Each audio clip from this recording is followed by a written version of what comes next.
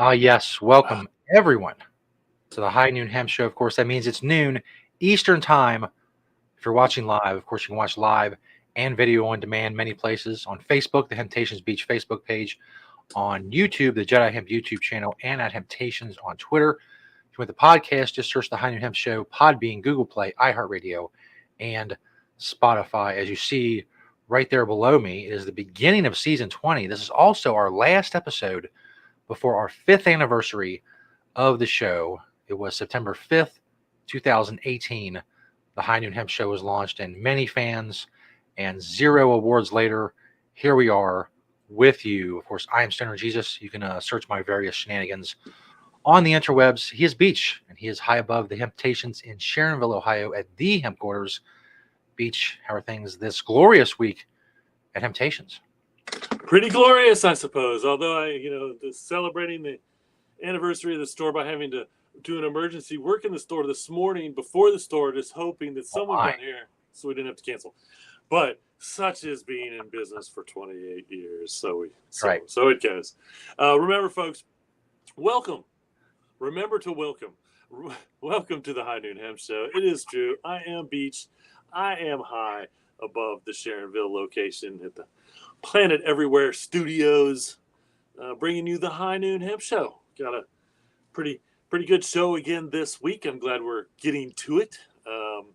Just remember that the FDA has not evaluated this show for safety or efficacy. All right, let's go ahead and read the pledge. I pledge allegiance to the hemp fields of America and to the soil in which is planted. One seed under the sun with responsibility, sustainability, and thrivability for all. There it is, folks. There you go. We'll have better timing. Eventually, we'll get this all timed out right. So it'll be up there. You can read it until you memorize it. I have not memorized it yet, but I'm sure it will. After so many episodes, we should have started from the beginning. If we had started from the beginning episode of doing this, I definitely wouldn't have to read it. It's true. We'd all have it memorized. So anyway, welcome. We are celebrating 28 years of business. Friday, September 1st, is our official opening anniversary. We opened in Mount Lookout Square in Cincinnati 28 years ago. We were actually in the back room of a tie-dye shop at the time. We didn't even have our own location. We were in the back room. We quickly moved to the front. She moved out, found another location. We moved to the front of that location. I will have to say right out of the gate, I knew I'd picked the right name. I knew, the name was my idea. I know exactly where I was. We were driving up the highway when I came up with the name, and I just kept saying to myself, having Hemptations, having Hemptations. And that was it. That was probably in the spring of '95 when we were deciding we were going to open a store. We had decided already what we were going to do. My original partner and I were literally sitting on the couch. She said to me, "I want to open up a store." I got up without hesitation. I got up, I grabbed my copy of The Emperor Wears No Clothes, and I said, "I want to sell hemp stuff." And there it was. That's how it all started. We had the idea before we had the name. Because of the idea I came up with the name. I 100% will take credit for that because, again, I remember when I came up with the name, where I was when I came up with the name. I did not hear it from anyone else. I did not see it anywhere else. I have to say that originality was all mine. I can't say I'm the first person to ever say Hemptations. I don't know about that, but here we are 28 years later. There are other places that have tried to use my name. There are other places that I'm pretty sure are still using my name. Out west in shops. We've seen the store name as part of product advertisements. There was a milk company, actually, that used Hemptation in their ads, the word Hemptation. I do believe I own the word. Honestly, I never did. I think it's trademarked. I think I have a trademark. I'm not even sure if I have the trademark, but copyrighted all that stuff.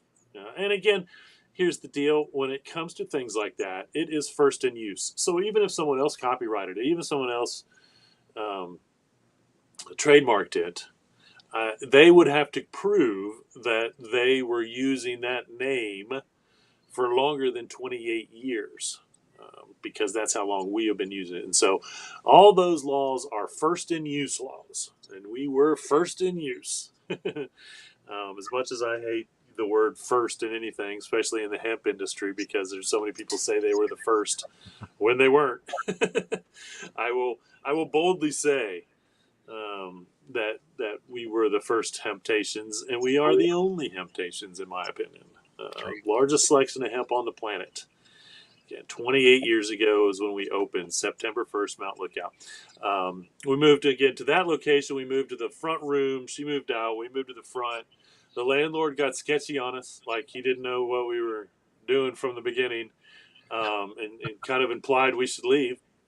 So we went up to O'Brienville and found the location that we are currently on, 2034 Madison Road in O'Brienville, Cincinnati.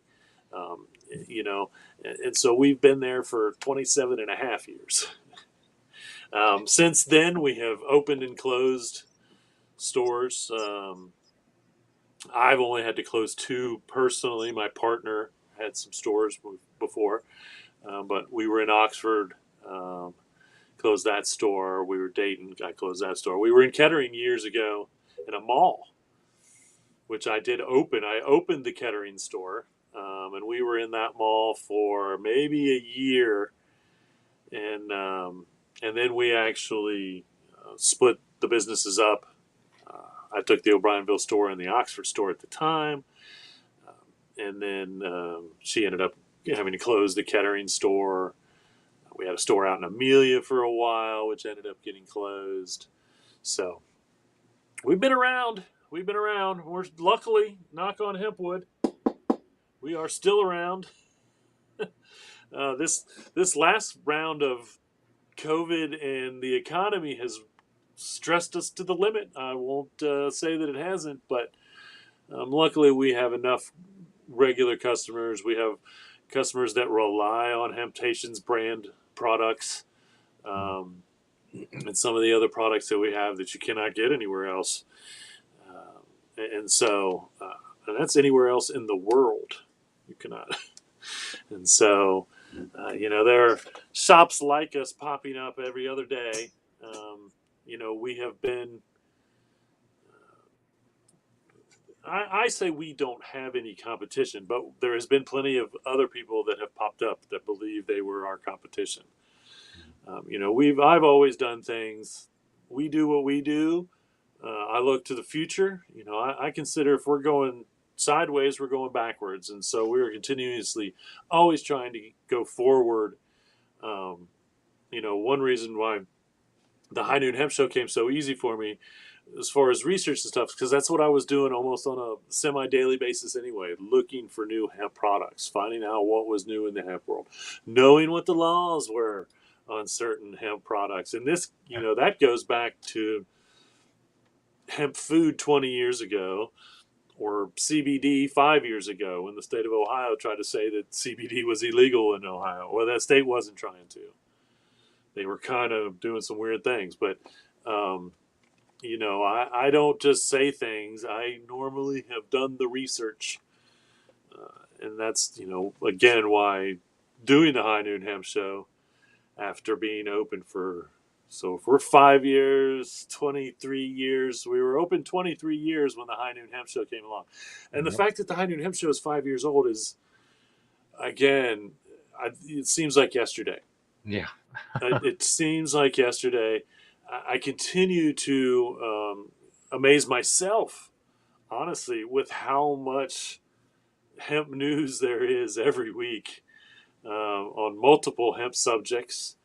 And so it's been a great journey. We've Probably I can't say we've seen it all, but I sure hope we've seen it all. So I don't know what might be around the corner to to do things, but I have not seen it all, and there's so much more to come in the hemp world after 28 years.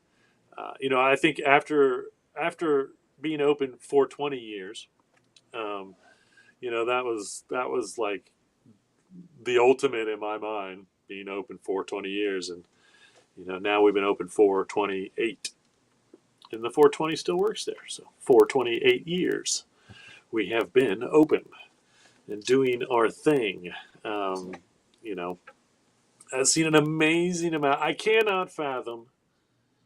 I mean, I know that I could say probably at least at this point we've sold over $1 million worth of hemp goods.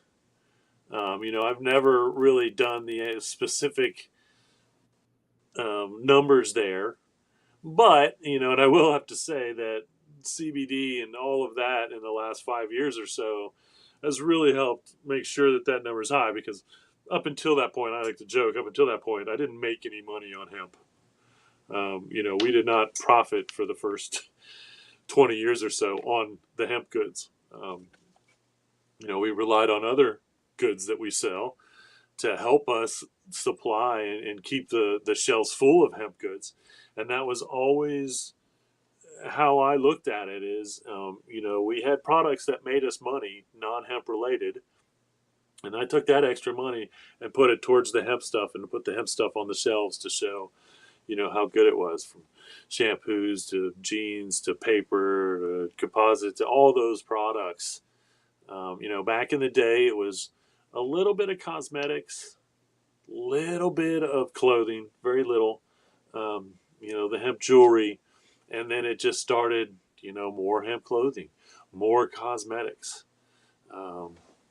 The food really didn't take off or start to take off until maybe we were open for about 5 years. But I remember even from the beginning having hemp seed, both whole seed and hulled seed. We did the hemp nut, which was the first. Unfortunately, doesn't exist anymore, but it was the first packaged hemp seed in the country as well. I'm pretty sure. What a great job they were doing. I think I've shown in fact, it's sitting right there. Maybe I'll show it next week. But my hemp nut tin that I still have, because I keep everything, and it all needs to go into the hemp museum, which we've started as well. And so we will have a 1-day sale on Friday, store wide. Everything will be on sale. For 20% off, maybe higher. Some things higher, I like to say. And so, if you can get out and do a little shopping, get your Labor Day weekend started right with saving some money on hemp. We may do the sale again on Labor Day. I usually don't do that. Sometimes we run the sale from the 1st to Labor Day. This year, we're just going to do the 1st. That's our anniversary officially. And then we'll see how it goes. But I would like to thank everyone that's ever come into the stores, watched the show, done anything to support hemp, period, no matter where you are in the world. I'd like to believe if you're watching this show, then you've supported hemp, and will continue to do so, and hopefully have learned some things or found some products that you didn't even know you needed here on the show. Because the High Noon Hemp Show is part of Hemptations, and it is part of that 28 years of existing in the world. And again, I really, I'm pretty humble about the stores and being open for 28 years. But, on the not wanting to use the word miracle, it does seem like a miracle that we've been open for 28 years.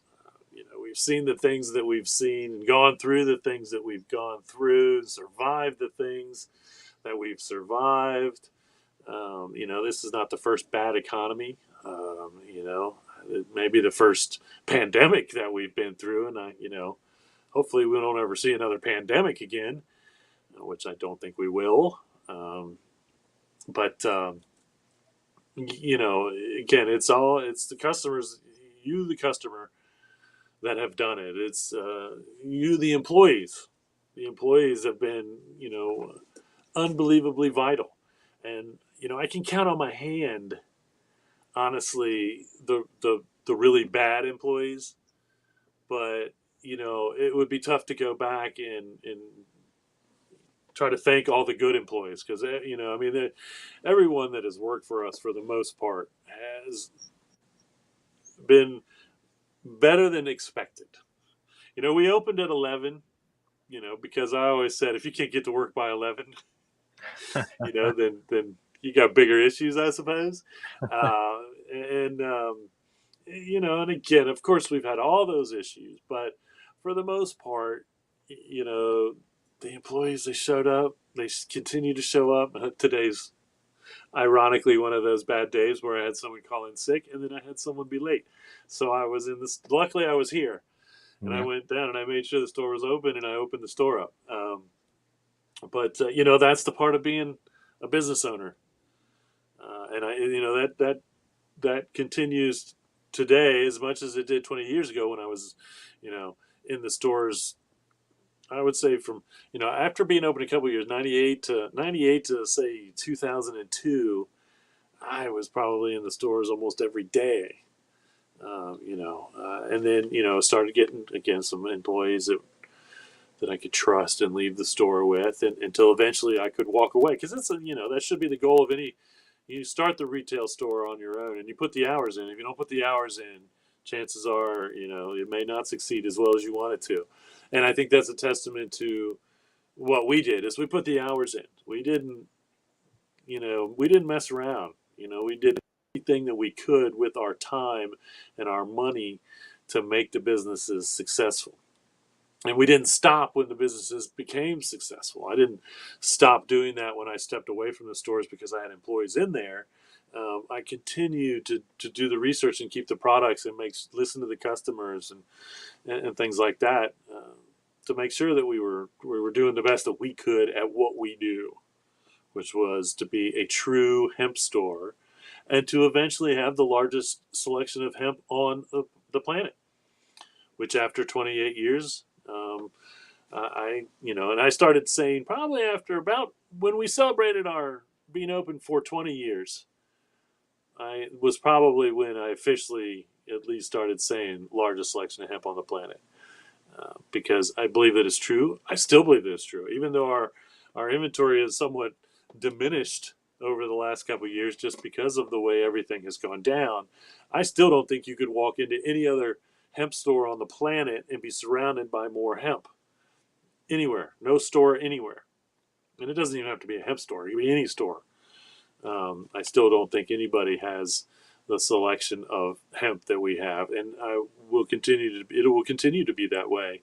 Um, as more and more stores put hemp on their shelves in one form or another, um, our goal will continue to be to supply the largest selection of hemp on the planet. Continuing to show all because there's so much new stuff popping up every day. It's quite amazing. It's quite amazing. And after 28 years, that's not going away, because hemp still has a long way to go. Like I said, my goal when it was to selling, why I wanted to sell hemp, it was to prove to the consumers that hemp farming should have never been taken away from our farmers in 1937 with the Marijuana Tax Act. And after 28 years, we've done it. Yeah. We can legally grow industrial hemp in the United States again.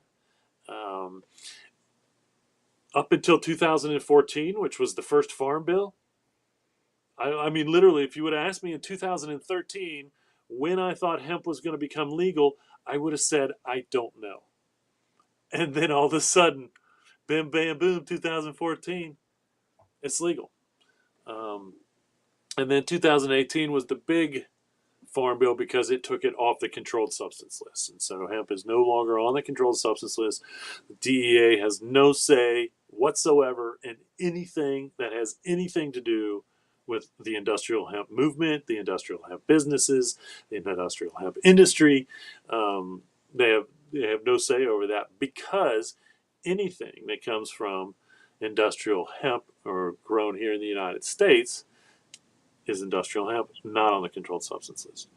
And we went through this with the DEA 2004ish when they were threatening to go and pull all the food products off of like Whole Foods and whatnot. And so we sued the DEA. What came out of that was the source code, basically, which said that no matter what the product was, if it came from industrial hemp, it's legal. If it came from marijuana, what they call marijuana, then it was illegal. So, that's cannabis overall. And that was as much food product. We had to import all that food product anyway from China. Canada was just getting started with their growing for food. They now control the hemp grain industry for the most part because they grow so much and supply so much. Just as much as China still controls the hemp material fiber industry because they were growing for the United States demand for industrial hemp. I brought the store phone up. We'll see if it rings. But anyway, we and so that was when we could. That's when the argument began to say, "Hey, no, this is hemp. It's legal," and that was over 20 years ago. And then, of course, again with the 2018 Farm Bill, which took industrial hemp off of the controlled substance list. Now, as long as it's 0.3% or less THC, it's industrial hemp. The DEA doesn't have anything to say with it. The federal government recognizes it as 100% legal, and we get to move forward with all the great products that we can make and that we are discovering still that we can make from industrial hemp. And so, here we are. Unbelievable. 28 years later, hemp legal in the United States, still growing, selling the largest selection of hemp on the planet, and the High Noon Hemp Show celebrating its 5-year anniversary. That's right. Which, again, just blows me away. This is episode 1 of season 20. Our seasons run 12 episodes long. Go to YouTube, check out the Jedi Hemp channel. All the shows are on the Jedi Hemp channel. So if you can't watch live, watch YouTuberex. That's a Memorex joke for all you older people out there. Yeah. So anyway, all right. Well, let's get on with it. We got some good stuff here. Let's get to the products. Like I say, 4 from the store, 1 from my door. This week I have decided to go ahead and do a theme, which is going to be composites. So all the products this week are going to be composites. And it all started with this Blazy Susan that I found down at the Northside location. I don't know if we have one here or even in O'Brienville, maybe. But this is hemp composite. It is a dab tray, I guess you can call it, for your CBD dabs or your Delta 8 dabs or whatever. Rolling tray. It's got all the, the circle is for a grinder and all the things you can, funnel your stuff out there in the corner. It is a multi-use cannabis tray made out of cannabis, or what we call hemp. This next one is, these are the Green Spring Technology pens. You've seen one almost every week of the show since we started in my pocket. You can buy them in the store any day of the week.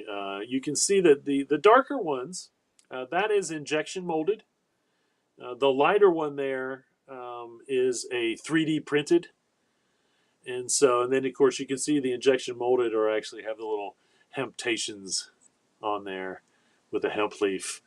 You can't engrave the 3D printed ones, but you can engrave the injection molded ones. So if you know a pen lover or a hemp lover, um, you know, soon enough, what a great gift. I can't believe I'm going to start talking about it. Jesus, the holidays will be on us soon enough. Yeah. But anyway, Green Springs Technology, we love them for all that they do, continue to do. We miss you, Mark, every day. The next one's how about the cone holders? I think I just showed these not too long ago on the show.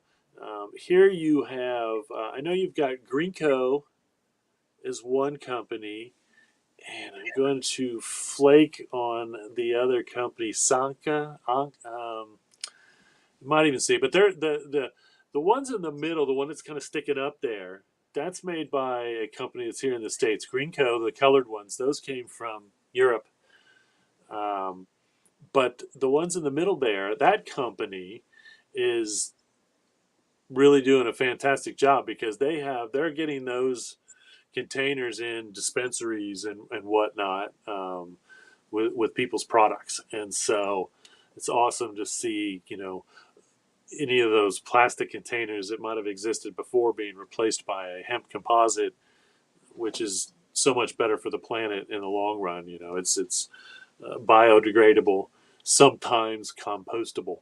So that particular, any of these really should be able to just throw them in the ground, and eventually they will break down. And most of that should be pretty safe for to be put back into the soil, so to speak. So that's the beauty of hemp composite. It is much better for the planet, whether to make it or to dispose of it, than plastic. All right, and the last one are the grinders. So there's some hemp composite grinders. A couple different brands there going on. The scale in the middles, those are not hemp. We have had, I believe, at one point there was a digital scale that's body was made out of hemp composite that we sold. I don't think they were around very long, and I cannot believe that I don't have one of those in my collection of hemp goods. But I do remember actually selling a hemp composite digital scale for a minute. But those are the grinders, little 2-piece grinders, cheapies, $7 a piece roughly. And again, it's just a cleaner. If you're going to go low end with a grinder, I'd rather use hemp composite than plastic, because you would be getting micro plastic in with your cannabis. So it's not going to be a lot or whatever, but it still exists. And nano plastic, I should say, is what we're finding is starting to pollute the lowest, deepest parts of the ocean to the tallest, highest parts of the Himalaya mountains. They are finding nanoplastics. So let's make that nano hemp, and it'll be much safer. We can test the air for nano hemp. Man, what a glorious day it would be when we were finding nano hemp composite floating in the air at the top of the Himalayas. We've finally done our job, because that would hopefully means regular plastic is going away. So we'll see. We'll see. We're only 28 years in. We probably got another 28 years before that's actually going to be the truth. But better late than never, as they like to say. On the one from my door, 4 from the store, you've seen them. The one from my door is, in fact, a Green Springs Technology product. This is my tray that I keep on my desk, which has, hold various things from paper clips to change to whatever. It's about a foot long. You can't really tell the size of it in this picture. I should do more reference of size for some things, I suppose, because you can't really tell how big this is. But it's probably about a foot long, maybe 2 to 3 inches deep. Not deep, about an inch deep, maybe. but so wide, tall in this picture, couple 3 inches tall in this picture, and so yeah, just kind of a good old tray that yeah, there she blows. There you have it. 4 from the store, 1 from my door on the product spotlight. And Indeed. now, Which, of course, brings us to the 5-year anniversary of the greatest segment in internet history, certainly the greatest fashion segment in internet history. I know there's some runway crap going on or whatever, but nothing compares. Which, by the way, this would be a good time to point out that early on in our run of the High Noon Hemp Show, Beach did mention the possibility of some sort of runway show with hemp clothing. We still have not gotten that. 5 years later, I expect a really more of a groundswell of protest at the fact that we haven't gotten that yet, but it has yet to materialize. We'll see. People really start just getting really angry and writing Beach angry emails. Where is the runway show that we were promised so many years ago?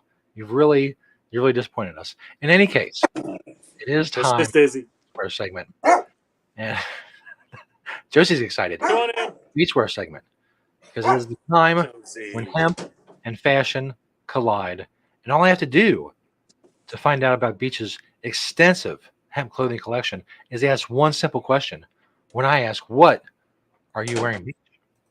That's right. If you're curious, what are you wearing, Beach, on this 28th anniversary show? Well, I don't know if it has anything relative to being open for 28 years, but it's a little old, little new. That's for sure. Up on top there, I've got a newer New Era. This is an officially licensed New Era hat. Habitat Skate Company, basically, is the symbol, the company that made this hat. My T-shirt is a Ono. This is old school. Enviro Textiles. We've been dealing with them for almost as long as we've been open. I think they opened in 1995, roughly, as well. And they do mostly material and clothing. So this is an Ono T-shirt that was printed here at Planet Everywhere Manufacturing with the old hemp equals job, which I stole that from the governor of Kentucky, who he would put that on the front of.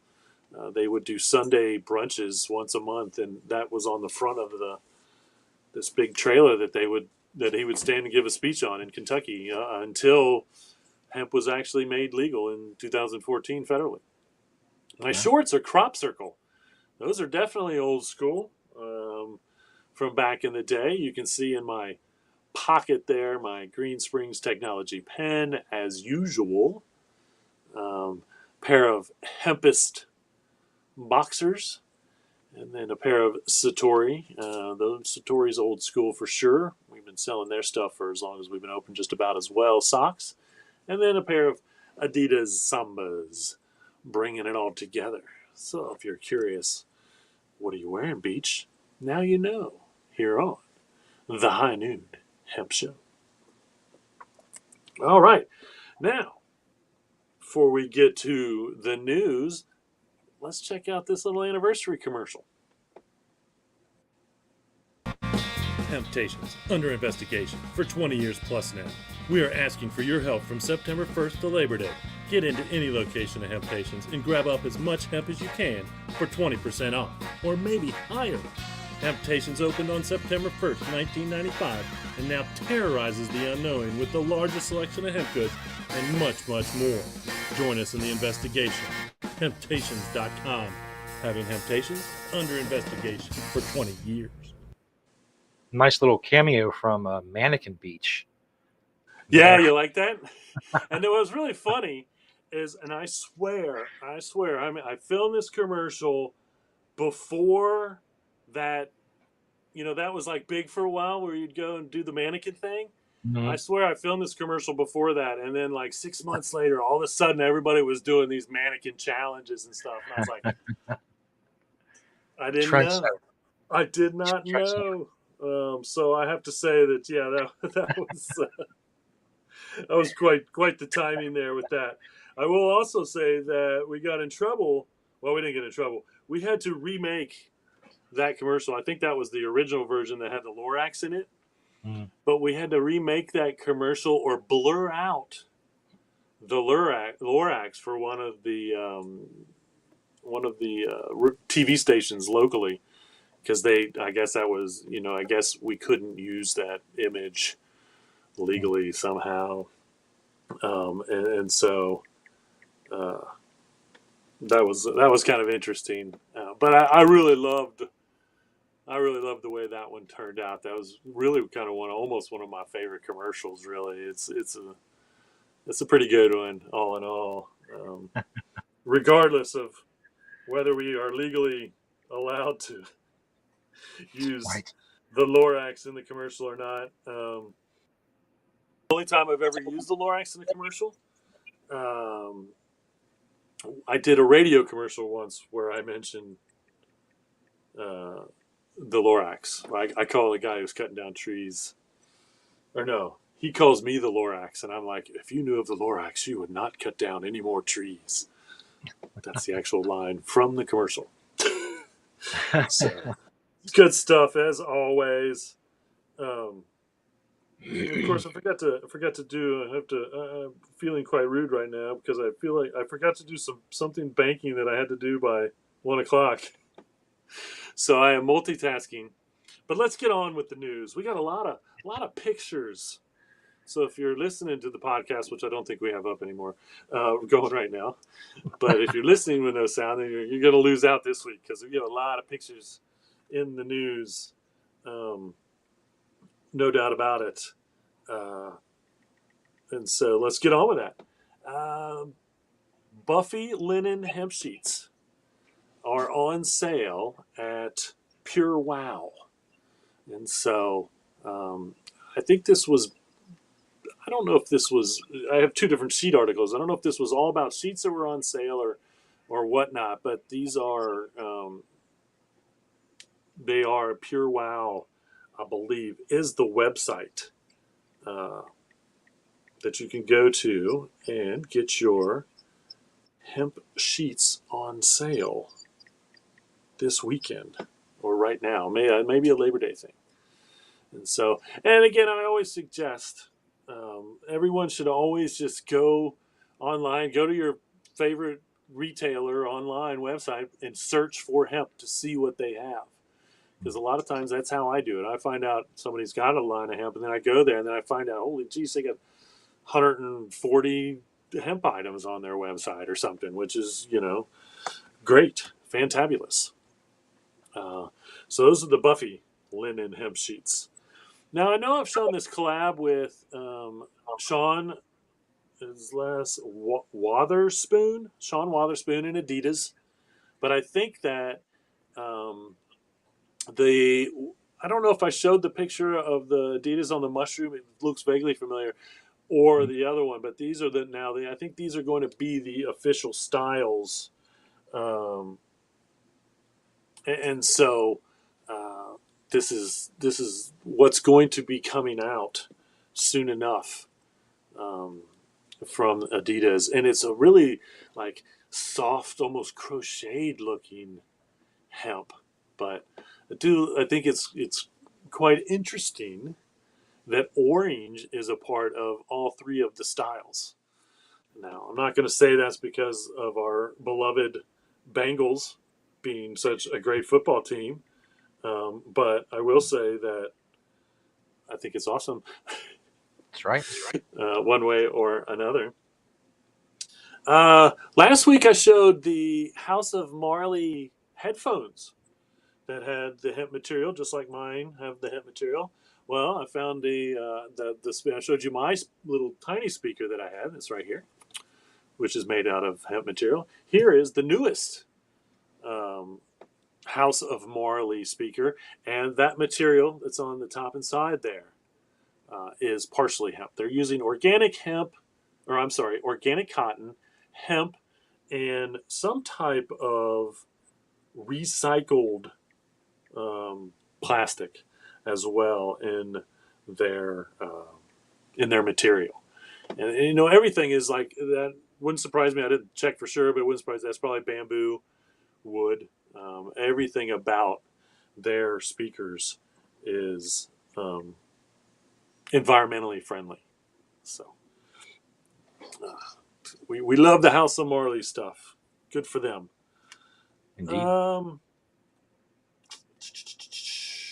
Oh, we got the Whitefield Global Holdings facility opening up in Idaho. They've been working on this for about a year, getting machinery and whatnot. Now, what this is going to do, their facility is going to process mostly animal bedding, which is what we call the herd, which is the same material that you use in hempcrete. And so, um, that's pretty cool. And then they say it's going to be about 80% of their production is going to be in the herd part, but they are also going to do some fiber, and they're also going to do some grain. And so I think that they're going to probably take that fiber, obviously, bring the whole plant in. The herd may make up 80% of what they're doing, but I think that they're also going to process that fiber and process some grain. And so multi-facility, and that's where everybody's going to go eventually. All the industrial hemp processing that's not dealing with CBD should be a tri-processing, so to speak. So you can process the stalk, you can process the fiber, and you can process the seed. And then hopefully maybe soon enough, you can add the leaves, and you can just pull the whole thing up, and we find a use for those leaves, which is probably at this point the one part of the biomass at the end of the year that gets left behind more than anything at this point. So, really hoping that more or somebody big comes along and finds a really good use, whether it's salad mix or I don't know, maybe like just like super greens to add to your super green smoothie. I don't know. That's the thing we need to find out is the nutritional value of the leaf, which we don't really have a nutritional value of the leaf right now. We have a nutritional value of the seed, but we don't have a nutritional value of the leaf. And there's zero reason why we A, shouldn't find out what it is, and B, use it in something. It can be used in something. I'm almost sure of it. As most of the plant can always be used in something. We should be using this, no doubt about it. So hopefully that'll be added to a lot of these companies. But that's in Idaho. That's the Whitefield. If you're looking to have your hemp stalks processed or whatnot, the Whitefield Global Holdings in Idaho. And I don't remember I don't have the city here. I'm guessing it's in the lower part of the state because the whole upper part of the state is almost inhabitable. So, anyway, good stuff.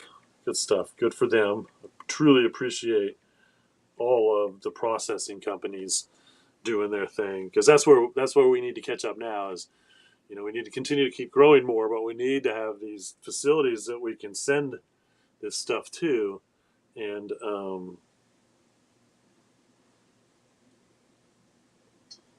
so. Why is it doing that? Sorry about that, folks. This morning has been very trying. Or behind the scenes stuff and temptations. Yeah, I'm doing business here. I'm doing business. This is what a business owner deals with no matter what he's doing. If he's got to get it done, he's got to get it done. That's right. So, oh, man, I'm almost there even. All right, let's get on here. A Zoom meeting is planned in Kentucky. Now, I've got a phone number and I have an email address. Now, this Zoom meeting is planned for 9 a.m. September 25th. And this is a government meeting in Kentucky to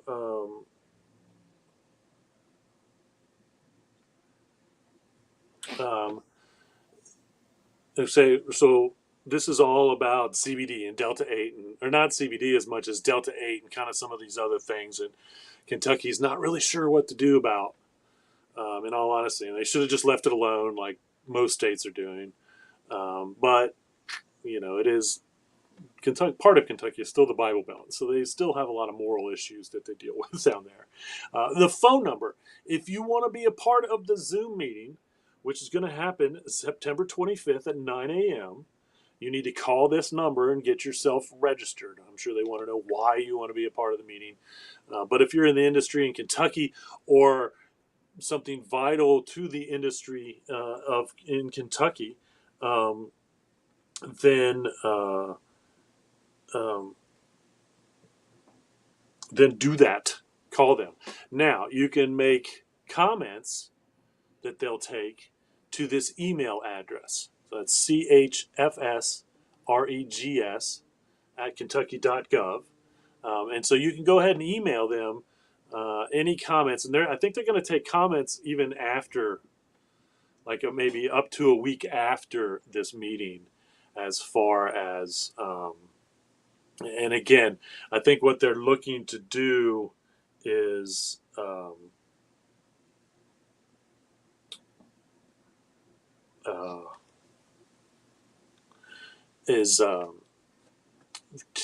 they've already changed some of the regulations, age limitations, and things like that. Again, Kentucky was one of those states where they tried to say Delta 8 was illegal until they figured out, no, wait, we can't do that. And then they changed the laws, which they can do. And so I think they're looking for more comments to, as to whether this stuff really should be regulated, what the regulations should be, and things like that. And so, again, hopefully, did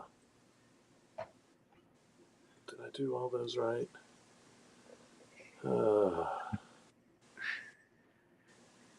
It's just killing me, but okay, so that one's done. All right. Sheesh, where'd they go?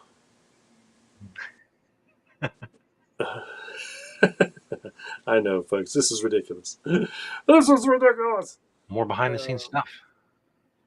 Good See what's stuff. like an owner of Temptations.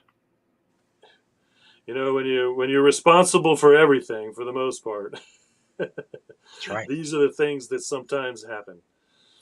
And I suppose the biggest issue is I'm trying to make sure that the employees get paid, because that's pretty important to them and me, and so that's what I'm trying to do here. I have to make sure that their stuff gets paid. Indeed. So, all right. I think that I figured it all out. I think it's all good. Okay. All right, let's get back to this show. So if you want to make public contact in Kentucky or be a part of that Zoom meeting as far as regulations on industrial hemp goods, there's the phone number. There is the email address. Here is now this was a Real Simple. That's the website, Real Simple. The article was, we tested 10 of the best hemp sheets in our lab. Here are the 10 winners. Well, I'm only going to show you 8 of them. We'll go through 8 of them because 2 of them, and I'll explain why, didn't make the list for me. So the best overall, up top, is the Tuft and Needle. Okay, I don't know much about Tuft and Needle. They're higher priced. There's no doubt about that. And most of the hemp sheets on this list are probably decently priced, to be honest with you. What I think is interesting here, and you'll see it on a couple of them, is you can shop for these at Target online, and they probably have their own website as well. But that's a brand that's being carried by a big store name, one way or another. Best budget, because that's probably what most people are looking for right now, is the Everly hemp.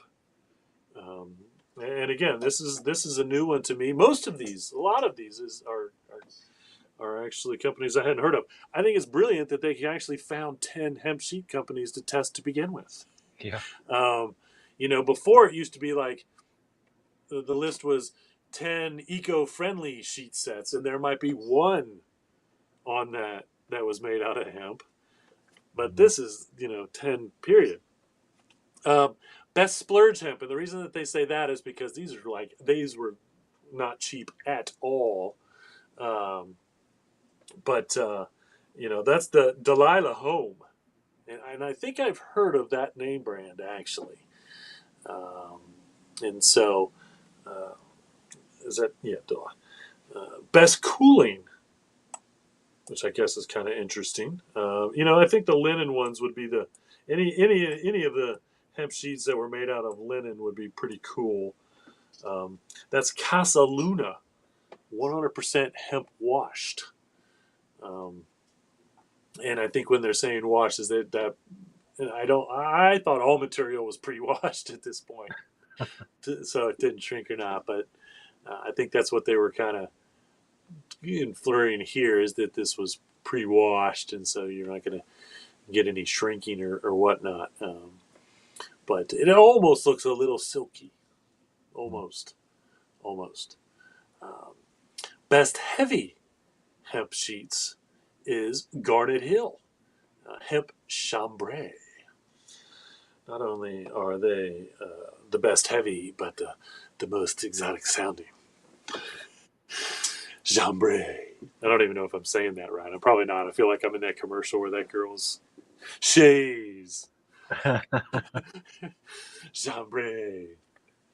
But if you're looking for a heavier, maybe you get the light in the summer, get the best cooling for your summer sheets, get the heavy ones for your winter sheets.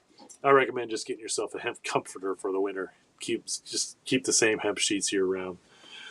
Do it any way you want though. Most durable. Look at that name right there. Most durable. Banana Republic. Who would have thought that the Banana Republic makes what these people, and they tested, and they did strength testing and wear testing. I mean, and so I'm going to, take their word for it. Because even like, I think one of the linen pairs, they said, that it might not be as strong as you want it to be. And that's, part of that weave. And I have noticed when I had a pair of linen sheets, that they did kind of tear a little easier than you wanted them to. And again, that's the weave. A linen weave is like 2 to 4 ounces, what they consider a 2 to 4 ounce. And that's very light indeed, one way or another. But Banana Republic bringing it in with the most durable hemp sheets on the list. And that's part of their natural linen line, I guess, one way or another. And then you have Best Organic, which is, oh no, wait, I'm sorry, I passed over Best Hemp Linen. Speaking of linen, and those, guess what that is? There's those Buffy. So Buffy shows up in 2 different separate news articles this week, or shopping articles. This is more of a shopping article, I guess. It's not a news article. But so really, I have to say that Buffy is, might be the front runner if you're looking. And I don't think the Buffy is again super expensive. On sale at Pure Wow this weekend. I don't know if you can go to Buffy's website. I'm gonna have to check and see if they have a website that you can purchase off of. But there they are. And then the Best Organic is the Avocado, and that is the Avocado Mattress Company, which is huge. Now I will have to say I have looked at the Avocado sheets on their website, and they too are quite expensive. Their mattresses aren't super expensive, and they're a part of that new box, what I call box mattress business. Whereas it's really what we call they would probably they would say don't call it memory foam, but it's foam one way or another. And then you pull it out and it expands, and bam! All of a sudden, somehow you've got this mattress that does what it's supposed to do. It's quite amazing. But and I've been talking, and I've seen Avocado for a couple years, and I knew that Avocado had hemp sheets, and so Good for them. Good for them. Good job, everyone. So there you have it. The reason that I didn't bring up the other two companies that were a part of this hemp sheets is because there was less than 50% hemp in the sheets. One of them was like 30%. One of them might have even been less. And so, although they, yes, had hemp in them, I think these 8 were the ones that really should be focused on because they were really dedicating themselves to hemp one way or another. Again, not cheap, but the longer this list gets of hemp sheets, the cheaper they're going to get. And again, we started talking about 1 or 2 companies, and now all of a sudden, just look at how almost everybody's trying to get into the game, as well they should. I think the pricing's an issue. I hope that they don't get out of the game because of the pricing and how expensive it is for them. I don't think it has to be that expensive. I think that they can really bring these prices down by either contracting the hemp to be grown instead of sourcing the hemp fiber, or the people that are making this material. Once again, I think that we just need to be growing more and more, and the more we grow for actual fiber. And again, that herd can still be used to build a house with if you want to. That seed can still be used for something. Most more than likely, if you're growing for fiber, you probably keep most of your seed for next year's crop.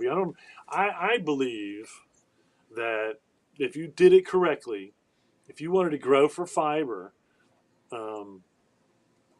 you could conceivably only have to buy seeds once. And you plant a whole field. Those flowers would get the seed of that plant in them.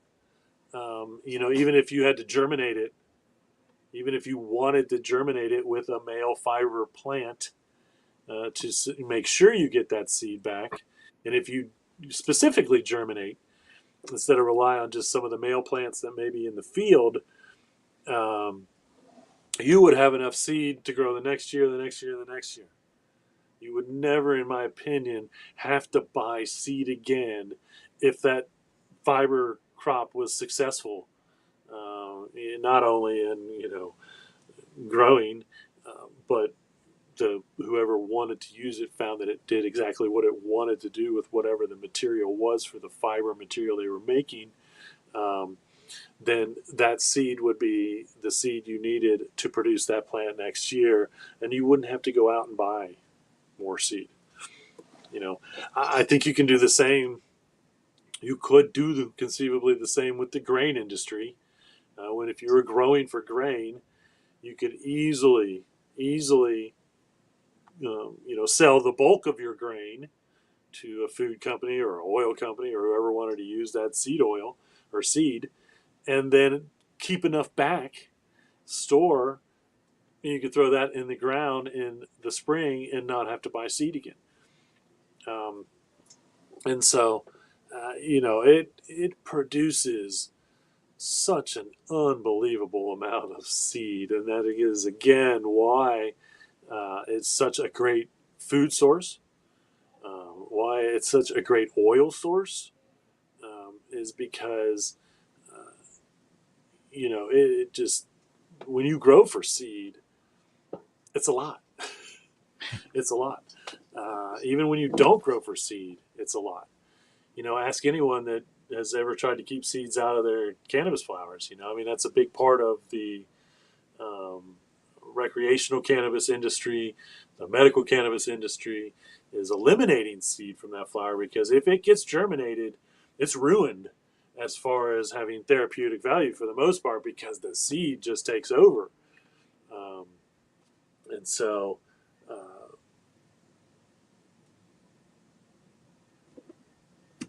either way, and so that's pretty neat. Honestly, the way the whole plant works out, and how much you can benefit from all parts of it. Once again, other than those leaves that we're still looking for an industry. I'm gonna have to try to search out and see if there's any industries out there that are existing that are trying to do something with industrial hemp leaves or another. Here is an interesting potency chart. Now, this is, you don't know, I don't know where they're scientifically getting the data from to say, other than I think it would really honestly, as much as anything, be word of mouth. But this is all about the extracts that we can get from industrial hemp. Did I send that little chart over? This one? No, not that. Is there another? Maybe I All I have forgot besides this, all I have besides this is the Daniel Bryan belt. Okay. So somehow I forgot to talk about that. I'm glad you reminded me of that. I skipped right over that. So anyway, this chart was showing basically like where Delta 8 and all these extracts, HHC, were coming from. Let's see if I can get to the photo myself just to reference it. Oh, there it is.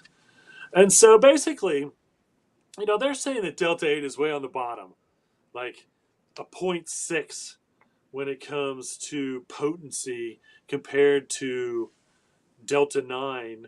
What the heck? And then it disappeared. There it is. Potency relative to traditional Delta 9 THC. Now they're saying that Delta 8 is a 0.6, so half.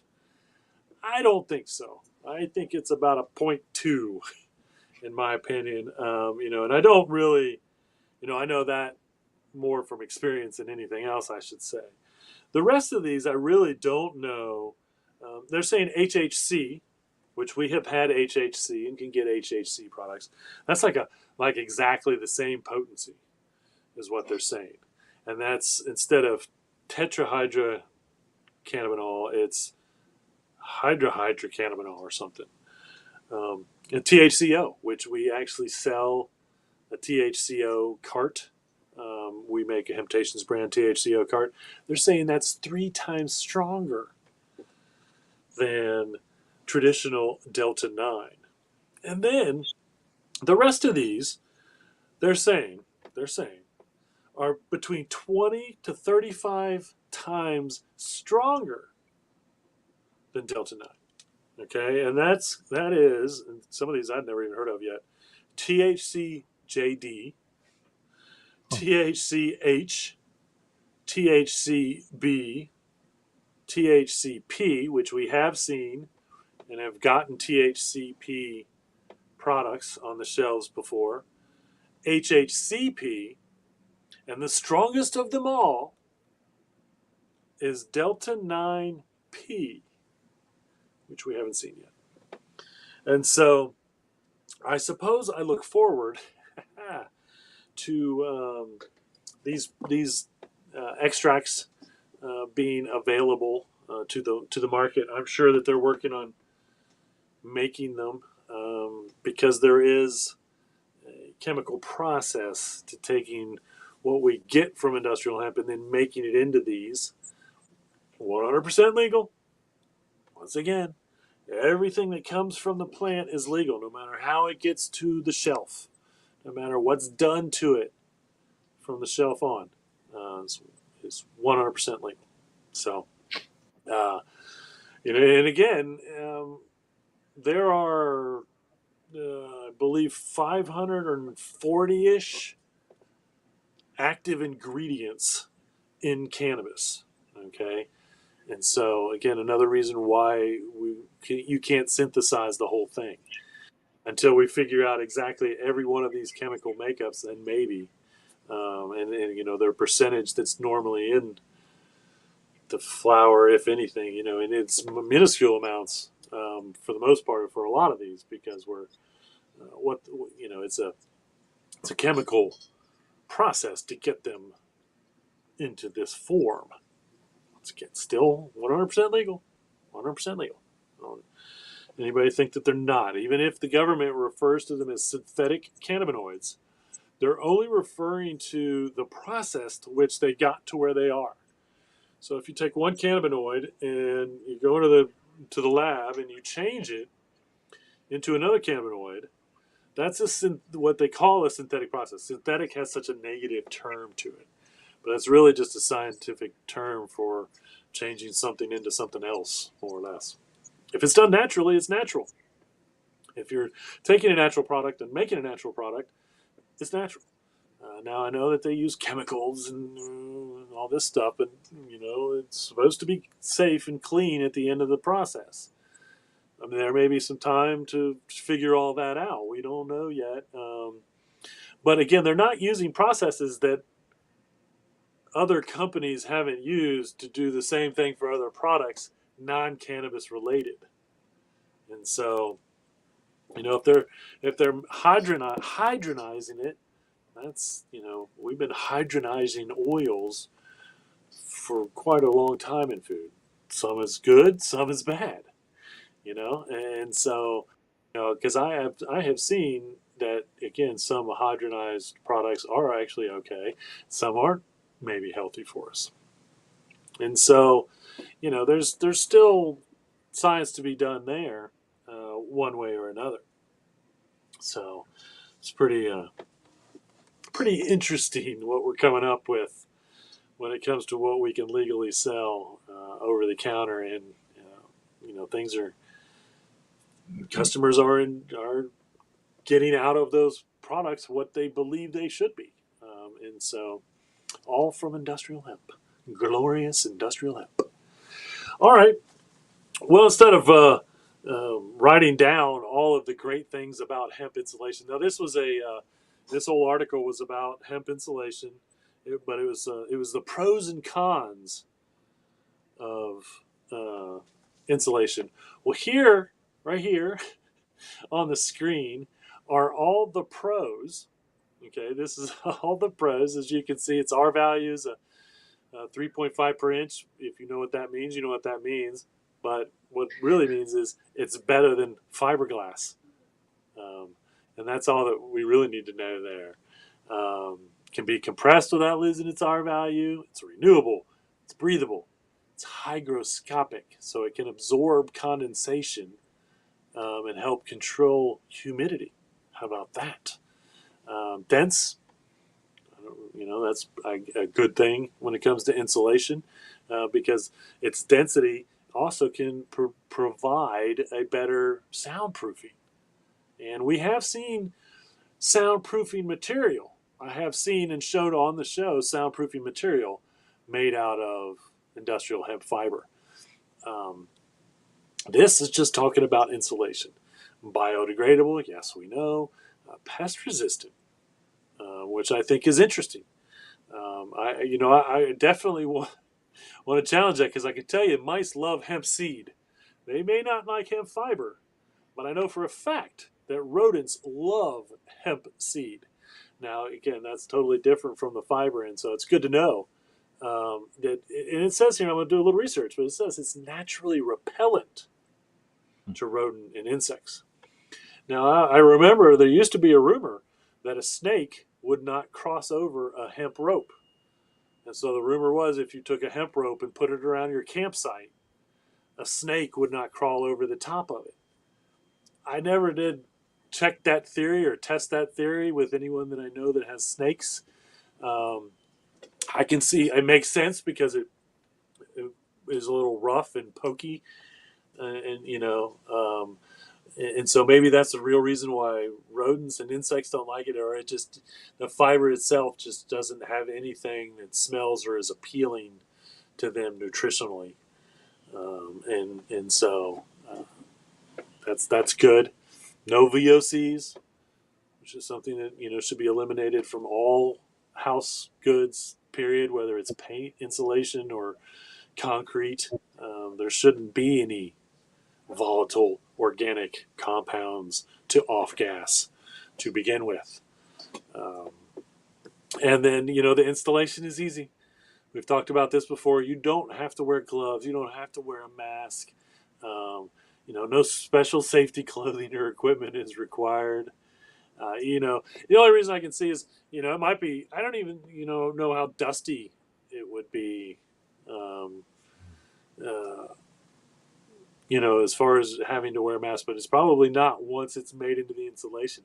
Most of the dust would come from the herd or that material that we make animal bedding or hempcrete out of. That dust would be there, but not as much dust in the fiber, I would think. So there's all the pros. The one singular con that they could come up with was the fact that it's not readily available. The challenges of the hemp world right now, it's not readily available. And so anybody out there interested in starting a hemp business, obviously manufacturing hemp insulation, it's just one more business that we need more of. You know, Up until recently, we were looking to France. If you wanted to buy hemp insulation, you had to go to France to get packaged hemp insulation, which made it even more expensive to get here. We are seeing, maybe I'll look into it, we are seeing once again companies here in the United States processing and manufacturing hemp insulation, and so, but obviously we need more as much as we can as far as fiber insulation goes. So there you have it. Start a hemp business tomorrow. Hopefully be successful next year. But, again, it's all this coming together. It's all this stuff coming together at the same time. It's making it kind of difficult, but cool. Is growing, processing, manufacturing, retailing, growing, processing, manufacturing, retailing. Finding all those outlets every one of those outlets is a growing industry in the United States. Everyone, from the farming to the retail, is a growing industry. Okay, so no better time now than to get in on it. If I was sitting in the back of the limo with the rich guy, I'd be like, I've got one word. Hemp. That's the. I might have to make a redo that scene from the movie. Anyway, not too many events going on. September 5th. September 5th, yes. Yes, next Tuesday. Next Tuesday is the medical marijuana meetup at Mad Tree Brewery here in Cincinnati. Again, from 8 to 10 p.m. This is an event that I attend as the hemp guy, the CBD guy, and whatnot. Not that there aren't other CBD guys there, but I'm pretty much the preeminent, whatever word is proper, industrial hemp guy. But really, running into people in the industry that are doing industrial hemp stuff. So it's really fun. It's a good meeting. It's a good fun time, one way or another. September 14th, you've got the Cornell. That's right, Cornell University Grain and Fiber Hemp Field Day from 8 to 4 at the Cornell Agritech in Geneva, New York. And so if you're in New York or around Geneva or really interested in the grain and fiber part of growing industrial hemp, then check that out. Cornell. They tend to think they know what they're doing over there at Cornell. So there might be some people to learn from. They tout that their agrotech facility is a state-of-the-art agricultural education. And, I would believe that from Cornell. And so I think that, if I was anywhere near Geneva, I think that would be pretty educational to go and check out their fiber and grain field day. And then October 10th and 11th is the International Hemp Building Symposium in Amsterdam. They're going to be demonstrating the Herdmaster MD1000 Air, which is a micro decorticator, which again, this is what, you run the hemp stalks through and it weaves them back and forth more or less to break it up. So you break up that hard stalk and then you get the fiber and you get the herd. and whatnot out of it. And they are also going to take a field trip to a massive hempcrete casting project.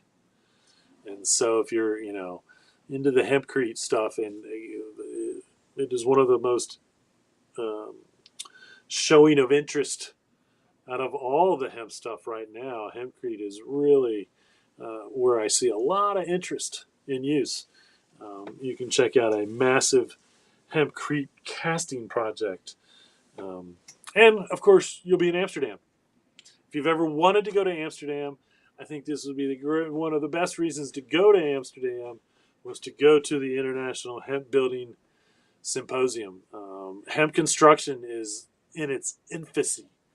I mean, we're talking, I think last week I said maybe 0.5%. I really believe 0.1% or less construction materials are hemp related.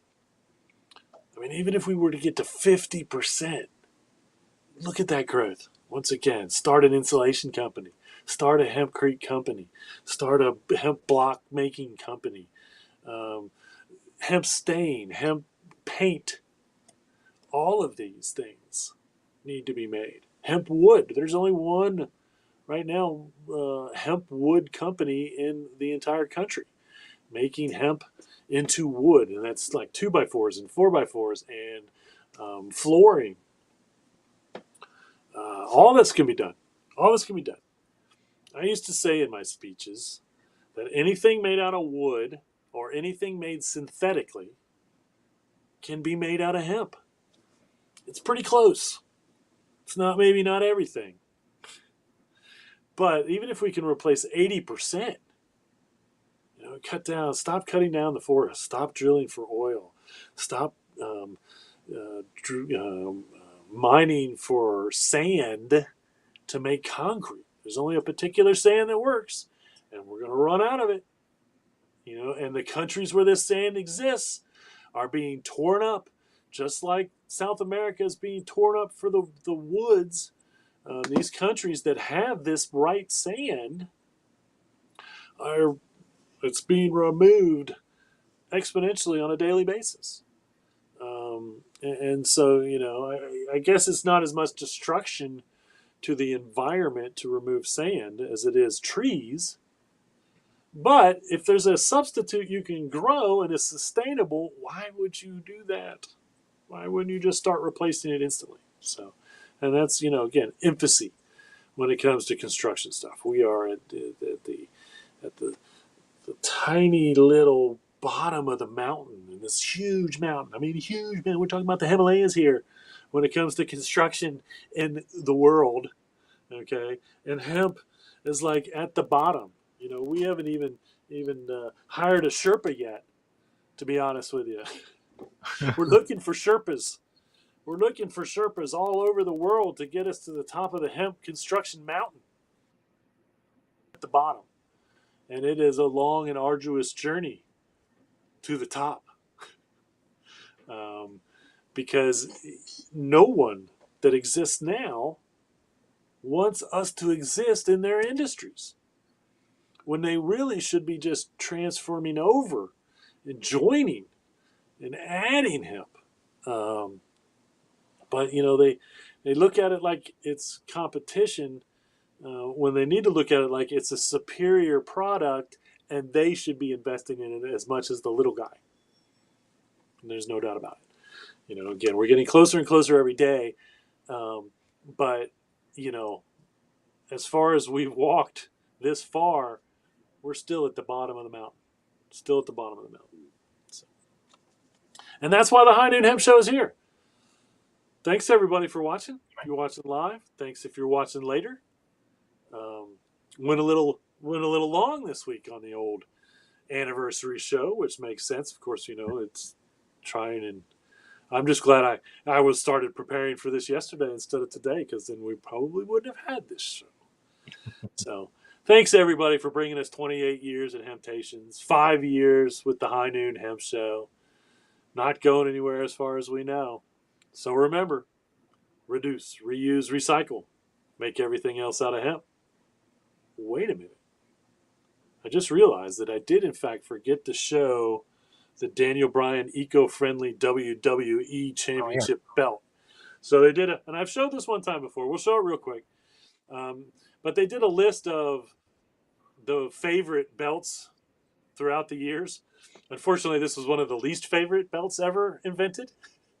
But this was an official WWE Championship belt, and all the fabric on it was made out of hemp. The whole thing is sustainable. It's all eco-friendly.